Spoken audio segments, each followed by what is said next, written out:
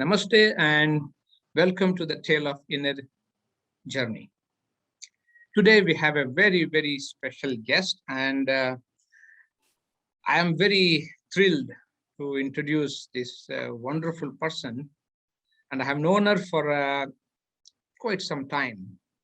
And to tell a few things about this person, she is the one person whom you can say she is very direct, very straight, but if you put that layer away, you can see a wonderful sweetness underneath.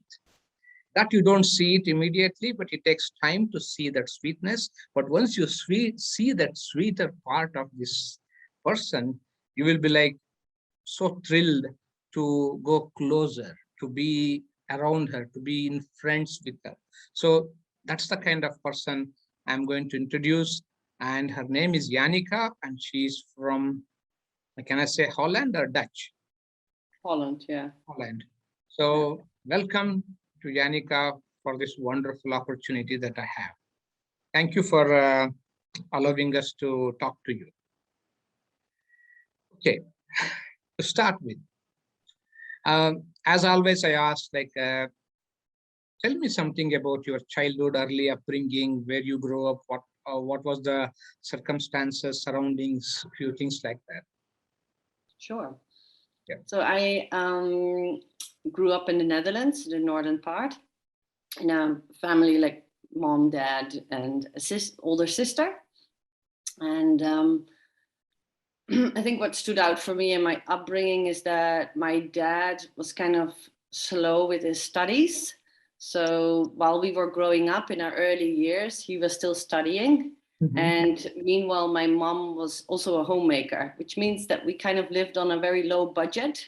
Mm-hmm. And I think that was, I think it kind of shaped me of who I am today, is that, you know, being very mindful of, you know, expenses or on, you know, cost of living and those kind of things.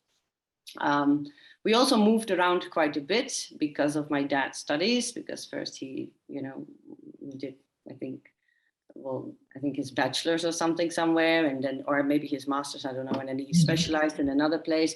So I think I moved at the age of 4, then at the age of 7, and then at the age of 9. And those transitions were very interesting, because I've moved from, you know, a city to then actually moving to a very small village where we rented a part of the farm, which was really nice. So we lived there for 2 years, and then we went to a somewhat larger village.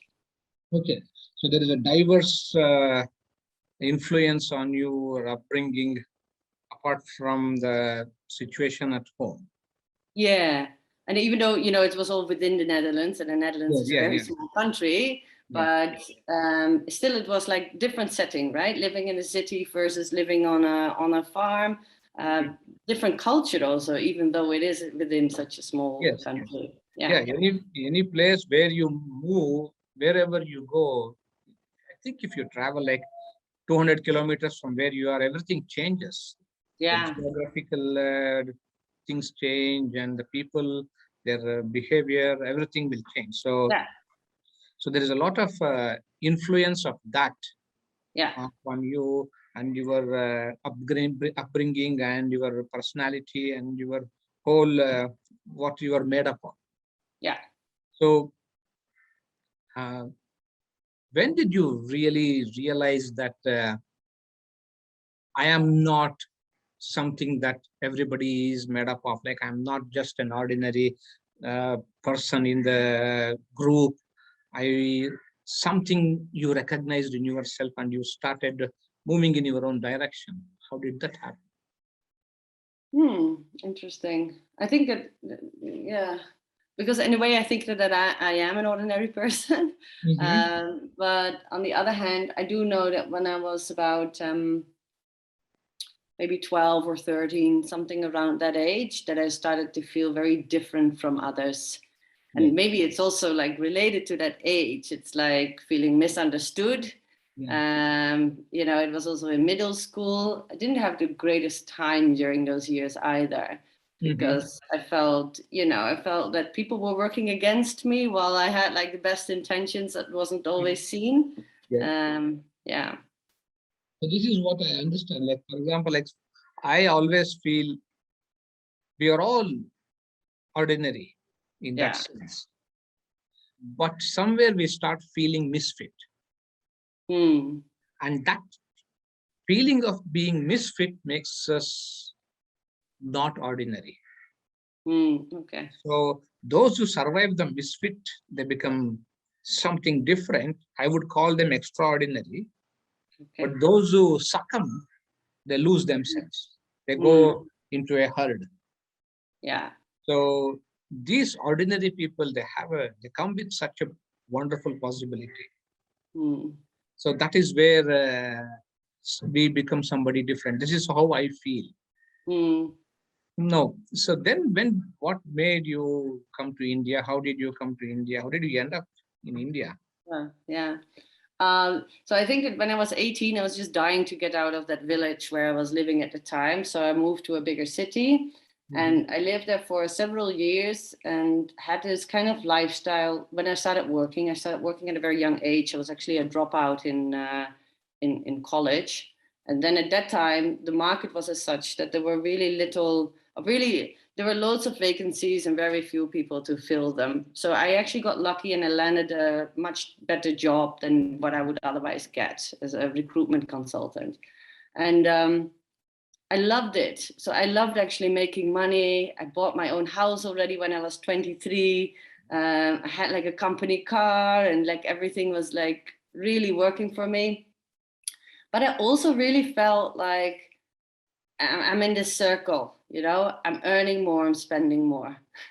Earning more, spending more, earning more, spending more. And I was just like, I'm not sure if this is really how I really want to, if this is really what I want in my life. It just doesn't seem to make a lot of sense. So then when I was about 26, I think I made the decision that I wanted to quit that job. I had been working there for 5 years.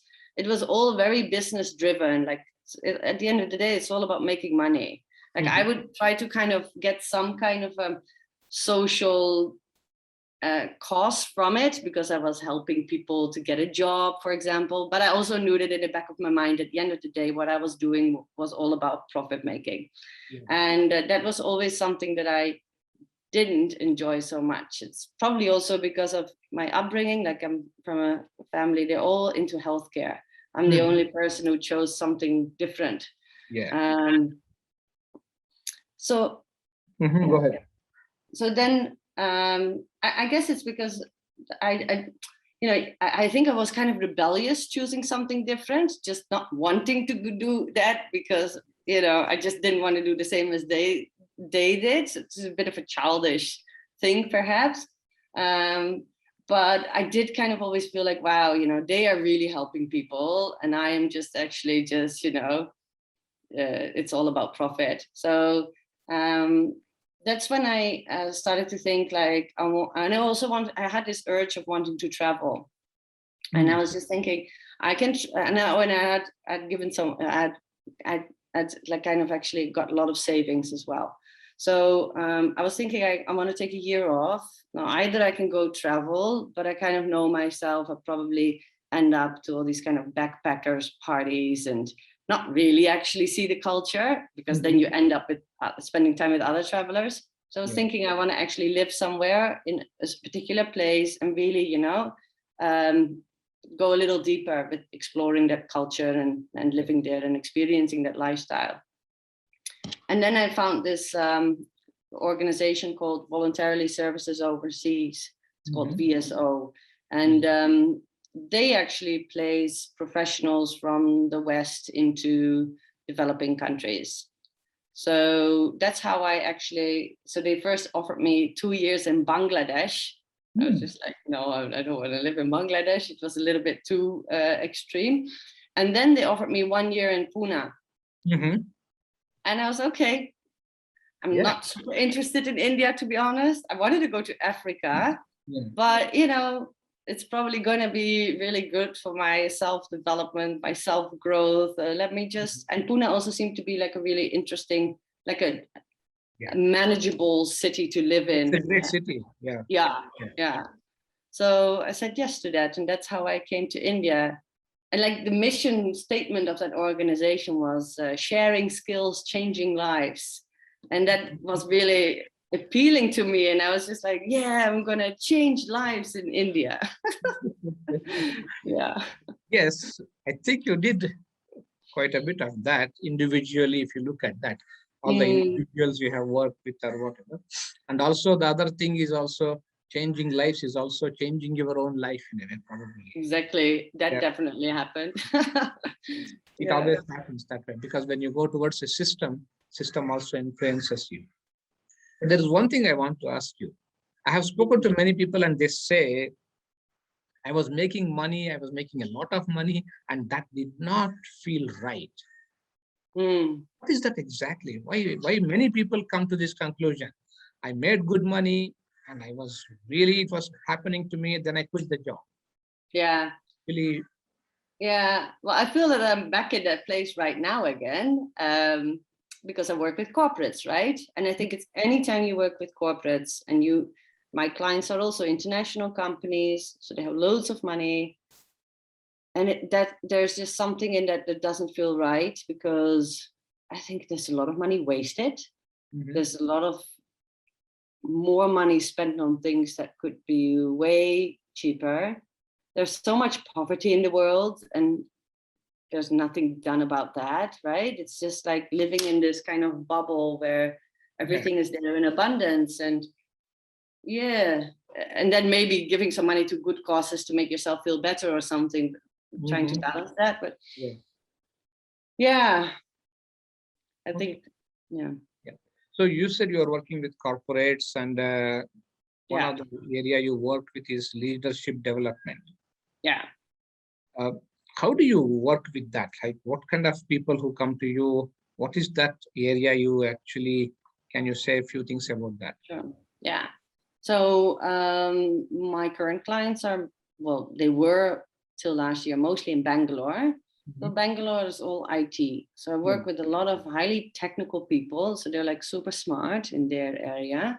But very often what happens with technical people is that they have very high technical skills, but not such great, I think, social skills or interpersonal skills, right? It's very often not their forte. So we're coming in being asked to upskill that side, to help them communicate more. What happens to these people who really become highly intelligent in technical, and what area you mainly choose to work with? How do you help them? The areas are very often about, it's about two areas. It's about mindset, and it's about actual techniques.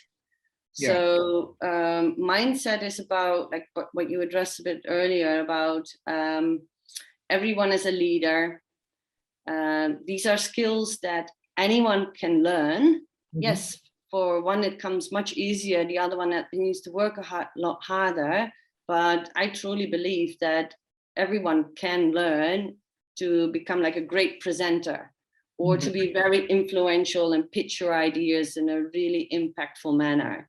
Because really what you need is a couple of techniques and self-belief. So positive experiences, and then seeing that you can actually do it. And then, you change that mindset and you open people up to think like, oh, okay, I can be this person as well.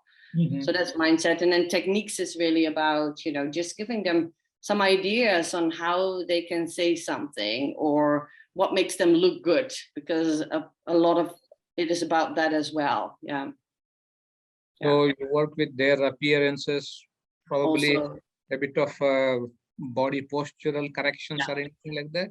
Yeah. Somebody who comes with a bad physical posture or something, do you have to help them to do some exercises or anything like that?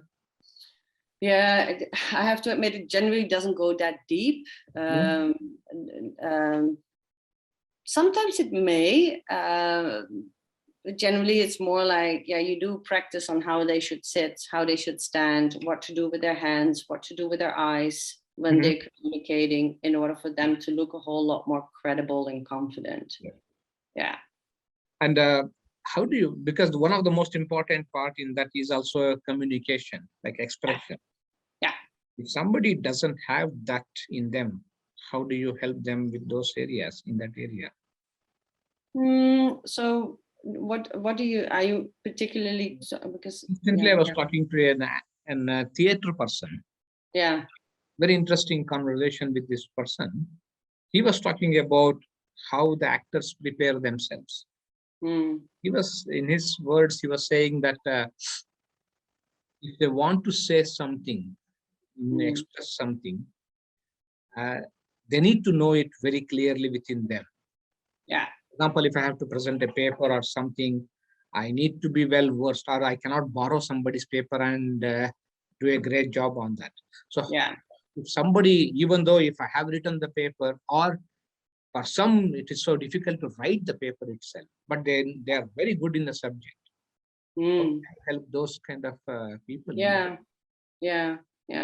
I think that the difference between theater and the kind of work that I do is that the people that I work with, they actually know their stuff.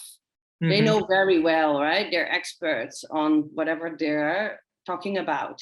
It's just that they struggle with, how can I say it in a clear and concise way so that the person who's listening to me can understand it very clearly. And for that, you have techniques. Well, for example, a very simple thing, but it's like we talk a lot about using the rule of 3. So let's say you talk about an idea. So the idea is, the structure is that you first of all just state the idea in one sentence, and then you perhaps talk about 3 benefits of that idea. So you just state benefit 1, 2, 3, then you go back to benefit 1 and you elaborate more, but you create like kind of this structure where you really hang your content on.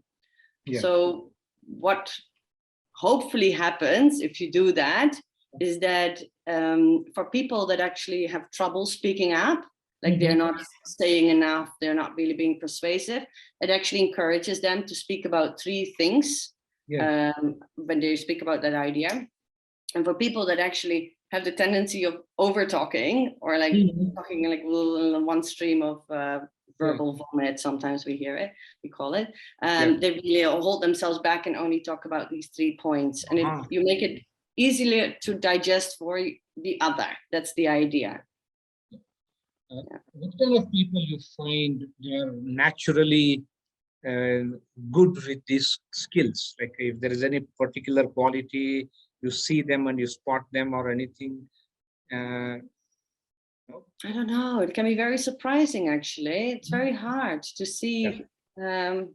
It's also sometimes in the beginning, you think that someone is not getting it or they're not so interested. And then, you know, because it's like several sessions that you do with people, and then all of a sudden you see, and then they're getting it and they're getting excited about it. And whenever that clicks or whenever that spark happens, you can't always predict that.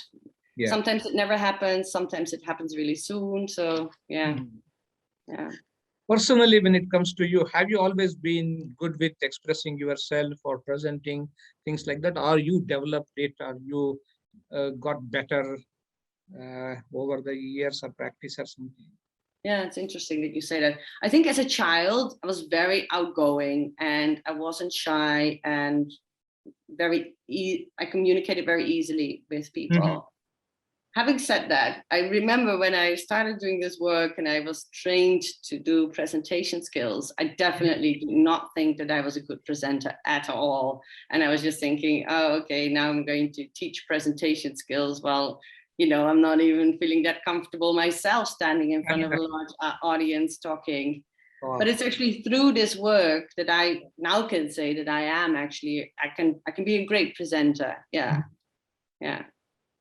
Was the childhood moving from place to place as you grew up, did that help you to become more outgoing, or because you kept meeting new people constantly? Was it one of the factors that, because somebody who born and brought up in the same village, may not have that skill or ability to, or they might even have it, because in a growing up in a small town or a village, you know everybody knows you.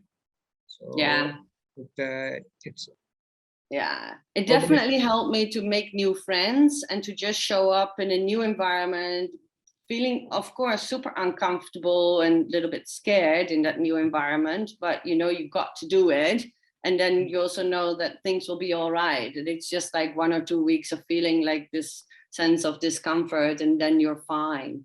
So yes, I think that did help. I also do think that it's also like, I am really an extrovert as a person. So I think that also just plays to my strengths like that. Yeah. When you go into that uncomfortable area, because where you are like new and you don't know how it is, the whole thing changes within the body.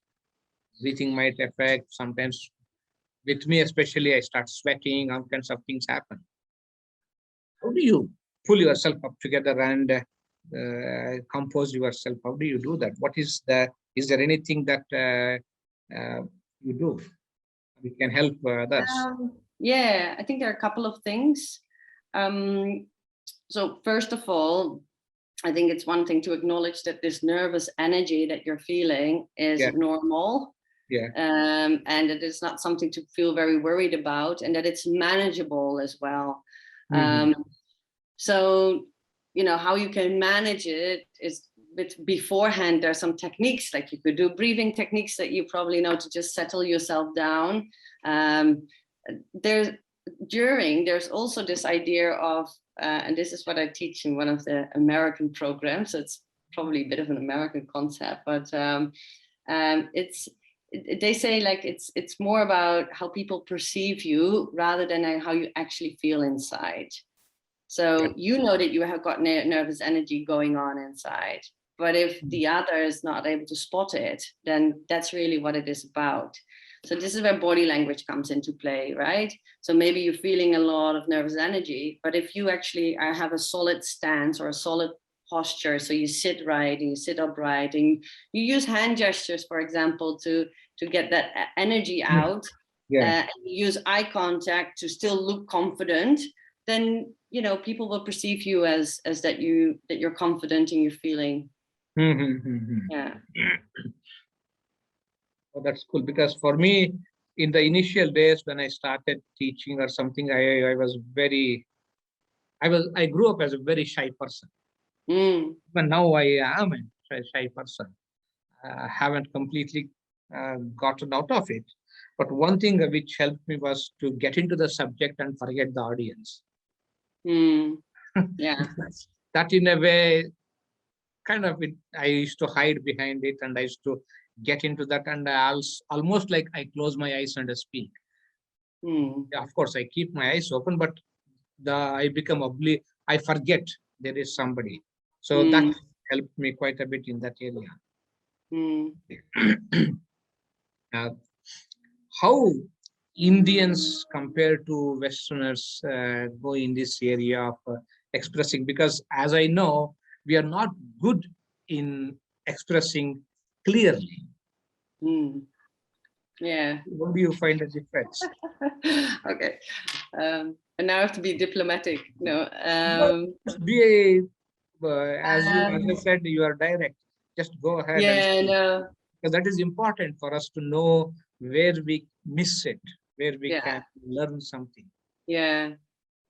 I think for like a nice example is at the end of a session, if I would do like a circle and ask everyone in the group, can you describe in one word what you think of this session? Like in Europe and the US, they just use one word and you move on quickly. Like in India, it seems to be impossible. People do not want to use one word. So it's like almost if you want to do a circle, and you know, I can't be like this police officer saying like, no, and I do it sometimes, but I do it in a joking way, and then everyone loves it. Because in India, everyone loves joking around, right? And having a bit of fun. I think that's also something very positive about working with people in India. So I think that is where Indians are different. Yeah. No, I just wanted to kind of summarize what I just said, but I think it was what makes us go into that? Because being an Indian, I cannot see it on my own self, like why we struggle with that area. Do you have any clue? Yeah, so I do have an idea, and that is, I think because so many people have migrated to different places in India, that a lot of people will speak different languages. So perhaps you have someone working in your house who does not speak Kannada as a native language, so you have to communicate differently with them. And I feel what I've noticed is very often what people do is that they repeat themselves 2 times, perhaps using slightly different words, just to ensure that the message is coming across. And I suspect that it's because, you know, people speaking different languages in so many places. I don't know, that's just one idea that I thought could happen. Perhaps you also have other ideas. I don't know, because for us, there are many things which come to my mind if I have to look at it, because we have too many inhibitions built upon. So one thing which one of my teachers used to tell me, all your expressions always depends on your impressions. What has been registered inside, you can express that. So if I register something in clarity, I can express that in clarity. So because of our own upbringing, or as you said, like too many languages, too many overlappings, the impressions may not register very clearly. That may be one of the reasons that we don't express very well. I don't know. It could be. Or I may could be. Yeah. It can also, like, another idea that I always have is the education system, right? And I know that now it's changed already, but I think like this generation, maybe even like 30 years and above, most people would have done like very traditional education where they've not been invited very often to speak up, right, in class. They just sit and listen. So it's like, even if there is something unclear, there's not an opportunity for you to ask, because you kind of get scolded, right, by the teacher, or they make you feel bad. So that is also, but I must say that is actually more of an Asian thing, I would think. Same thing with this inhibition of asking questions. This concept of asking questions could be rude, you know, that I'm asking the other person a question. That's also something that I talk about a lot in my sessions, and try to change people's mindset about it, you know, and look different at that. Oh, that's so helpful for not only for me, I think for many people, these things will really help them to think and work on themselves to get better. Yeah.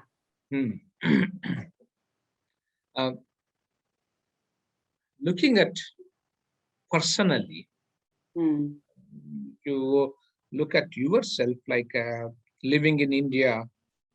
What are some of the challenges that you face in being in India? So, apart from food. That's not really a challenge. Food. It's not challenge in the sense like missing certain kind of food that you have grown up with. That's some, but I don't know. I started to appreciate Indian cooking as well, but I don't want to eat it like all the time, right? It's like there has to be a balance. But I think what is mostly my challenge is that people step over my personal boundaries. That's what I find the hardest. And I get like really angry. and that I don't have when I'm in the Netherlands. It's like people don't do that. So it's like I'm a little bit more peaceful. But it's like, I think that's what I have seen that happening. The way I understand it is one, too many people in a small space, Hmm. or living in large families. Hmm. Either of that. For example, in my childhood, I had no personal space. Yeah. There was nothing like that. Yeah. So, and since I haven't grown up with that, I don't know that you have a personal space. Yeah. Yeah. So it overlaps. But uh, another thing I see is we are mostly, when it comes to one-to-one, we are more obedient. If you tell us, we will follow it. But when it comes to a bit of a group or something, uh, we are very, like in a group, who threw the stone?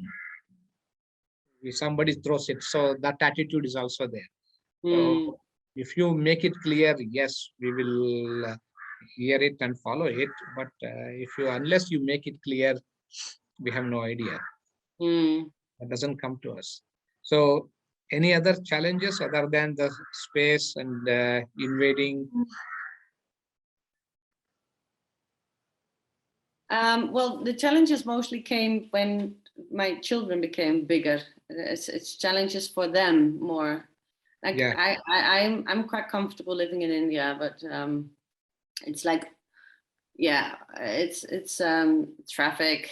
Oh, yeah. It's not possible for them to just go on the cycle by themselves to another place in the city. I find it too dangerous. Um, yeah.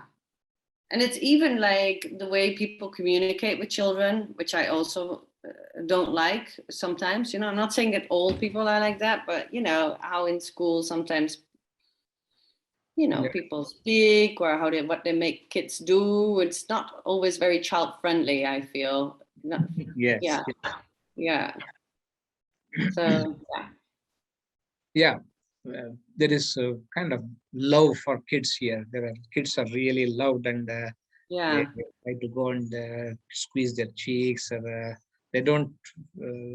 Again, there's personal space. They just jump on them.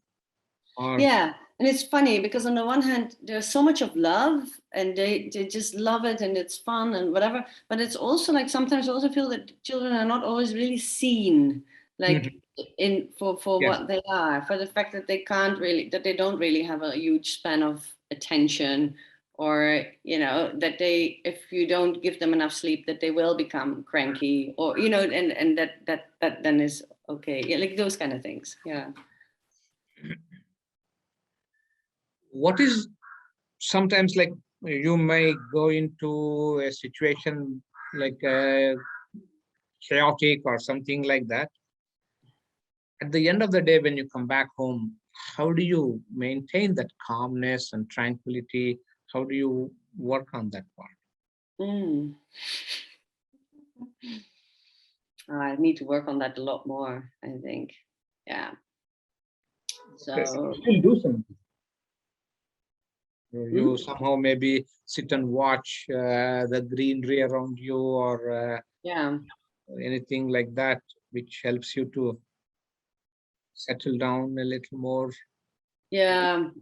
So, um, these kind of things come with me in waves. Like sometimes I'm like really great with it, and I do a lot of these mindfulness practices, like, doing just breathing exercises or a body scan. I think those are really helpful to kind Mhm. of become more self-aware of how I'm feeling. And but there are also really times, and I'm just realizing that now I've not Yeah. been doing it a lot in the last month. Well, last month have been quite stressful also at the same time, and I've not been doing it at all. So it's a bit about self-care, right? Mhm. So yeah, there are times that I do a lot of self-care, and then times that I'm actually not doing so much. So, uh, also, do you do any kind of physical activity uh, to keep yourself, uh, I won't say fit, uh, tuned in a way? Yeah, Yeah. I practice yoga and I Mhm. run. Yeah, so it's a Oh, combination of those two. Yeah.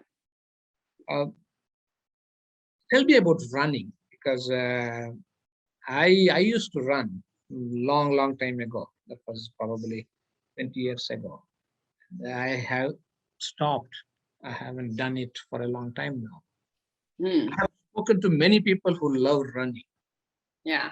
And I was not the one who actually loved the running, but I ran, wanted to run, did it. I wasn't the most, is it like you really like running or? No, I think most people don't really like it. They love the feeling afterwards. That's what I suspect. Yeah. It's like dreadful, especially the first couple of kilometers. It's like, oh, yeah. But then what I do love is that at one point of time, I'm getting into this kind of flow. Somewhere in the middle. So most of the time I run like 5 or 6 kilometers. So it's not like huge. Yeah. Like a couple of years ago, I did these 10-kilometer runs in Mysore also, but yeah, nowadays not anymore. So this is just doable. And then it's like, I also really like it that it's about, somewhere between 30 to 40 minutes. And yeah, then at the end, you're like super tired. So then it becomes a bit, I dislike it again. But then after you're done, it's just like this sense of calm. It really changes my mood also. If I'm feeling crappy and I go for a run, I come back and I'm a different person. Mm-hmm. Yeah. You said like when you said like after a couple of kilometers, you go into a flow. Yeah. Yeah. How does that feel to be in that flow? If you bring that memories back that you are running and you are in a flow, is there any, can you explain that? Can you say anything like that, that feeling of being in the flow?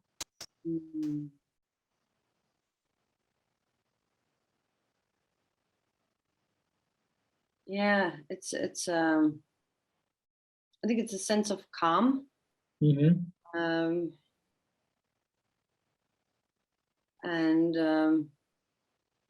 I then also sometimes have it, then I'm like, all of a sudden realizing that I'm like much further, like all of a sudden, like so much time has passed and I'm not like aware of it, that I'm like, oh, now I'm there already. Yeah. So you lose track of everything outside. Yeah. That's one feeling I really love, doing certain things. Yeah. Get involved into it and you get sucked into it and you forget. So feeling is probably the most beautiful many times. So that's an amazing feeling. Yeah. And it also like a lot of thoughts come up in the beginning. So things that you're working on it, you're busy with, and then they come a lot. And then at one point it kind of comes down also, like yeah. So I think that is the one which people say that I love running. Yeah, I think so too. That's it. Like it's almost like one of my friend, long-time friend, he runs. This is what he still even does it. Like he is 60 plus now. He still runs like 10 to 12 kilometers every day. And I used to ask him like, why do you do that? And he used to say that is where my meditation happens. Yeah. When you get into that flow. Yeah. I was like, wow. I had never seen that in the running. Running for me is like when I'm going to stop it. So yeah. Yeah, I like to believe that too, but that's also because I feel that I'm not very good at other forms of meditation. So that's why if people say, do you meditate? I think that my running comes closest to it. Exactly. Yeah. Meditation does, for me, it doesn't have to be sitting down and eyes shut or something. I think that takes you to that space of timelessness. That will be probably is meditation. Yeah. So that's the. Do you run every day, or when when you said when you are, I am in the space of taking self-care? Yeah. 2 or 3 times a week. I think usually 2 times a week, then yoga 2 times a week, something like that. Yeah. Then after, for me, that's very good. Yeah. Oh, that's so cool. How did the children adapt, or they were born in India, and so they didn't know. So there was no question of adopting the for the children. But going back to Netherlands, how did they adopt there themselves? Did they find it a little different? Yeah, it is a bit different. I must say, like my younger one, who's 6, they adapt really quickly. I think because they're less self-conscious, so they just like, for them, it's much easier. But I see with my 9-year-old, she really needed to understand, say, social rules a little bit more, and even like rules in the classroom and stuff like that. But it was also because in India, I think she had more like boys that she would play with. And here, for some reason, it's like boys only play with boys and girls play with girls, on this school at least where she's going now. I think that was like, all of a sudden you have like this girl stuff. Like she said that she doesn't like you, those kind of like conversations, what mean girls sometimes do. So that is like totally new to her. She's like, oh, wow. Yeah. So I think, but then like what they love, that they have so much more freedom here. So they go with the 2 of them to the store and come back. And I think that they feel very like they're big, now. Independent. They feel great about that. That's wonderful. Yeah. That's what I find it different in India, because we have a lot of freedom too, but you have to grow up to a certain extent on the streets. That when I grew up, I was like constantly, we were on the street. We were never indoors. So that made us go anywhere, anything, do anything. We were never stopped from anything. But nowadays, we cannot be on the street as much as we used to be because of the traffic and many other things. That changes the whole context here. Yeah. But I also wonder if that's for boys, because for girls, like in Srinagar, where we live, all the girls would gather together and play in somebody's house, and the parents would know where they are, but they were always safe in a way, somewhere like that. They would always work in playing groups. That used to happen. Yeah. Okay, so I think we come to the end part of this. It was wonderful talking to you, and I really enjoyed. And probably this is the first time we sat down to talk. Yes. And I feel like I want to ask you these same questions too, because it's a really nice questions to actually get to know each other a little bit better, right? Yeah, we can do a reverse interview at some other level now. I don't know what I will come up with, but I have never faced these questions on myself. We should sit on the opposite side and we'll try that. Yeah, really nice. Thank you very much for this opportunity, and hope we'll see you soon. Probably. Yep. Take care, and I thank you. Thanks.